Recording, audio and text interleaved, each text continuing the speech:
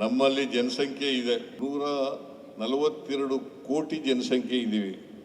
ಬಹುಶಃ ಇಡೀ ಜಗತ್ತಿನಲ್ಲೇ ವಿ ಆರ್ ನಂಬರ್ 1, ಜಗತ್ತಿನಲ್ಲೇ ನಂಬರ್ 1 ಜನಸಂಖ್ಯೆಯಲ್ಲಿ.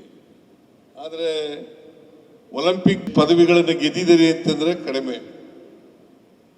ಅದಕ್ಕೆ ನಾನು ಕರ್ನಾಟಕದಿಂದ ಯಾರು ಒಲಿಂಪಿಕ್ನಲ್ಲಿ ಭಾಗವಹಿಸಿ ಪದಕ ಗೆಲ್ತಾರೆ, ಚಿನ್ನದ ಪದಕ ಗೆದ್ದರೆ 5 ಕೋಟಿ ರೂಪಾಯಿಗಳನ್ನು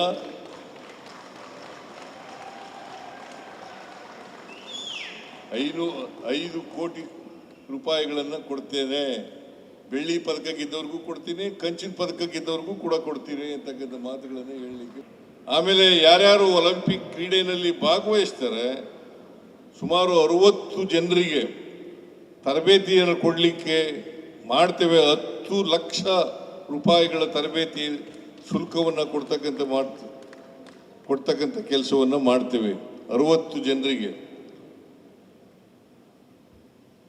ಅದು ಯಾರ್ಯಾರು ಭಾಗವಹಿಸಿ ಚಿನ್ನದ ಪದಕ ಗೆದ್ಕೊಬರ್ತಾರೆ ಅವ್ರಿಗೆಲ್ರಿಗೂ ಉದ್ಯೋಗ ಕೊಡ್ತೀವಿ. ಅಷ್ಟೇ ಅಲ್ಲ,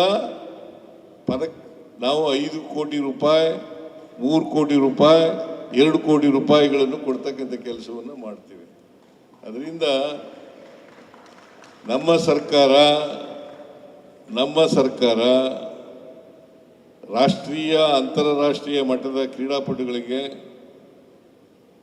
ಎಲ್ಲ ರೀತಿಯ ಸಹಕಾರವನ್ನು ಬೆಂಬಲವನ್ನು ಕೊಡ್ತೇವೆ ಅಂತಕ್ಕಂಥ ಮಾತುಗಳನ್ನು ಹೇಳಿ ಈ ಕ್ರೀಡೆಯಲ್ಲಿ ಹೆಚ್ಚು ಜನ ಆಸಕ್ತಿಯನ್ನು ಬೆಳೆಸ್ಕೋಬೇಕು.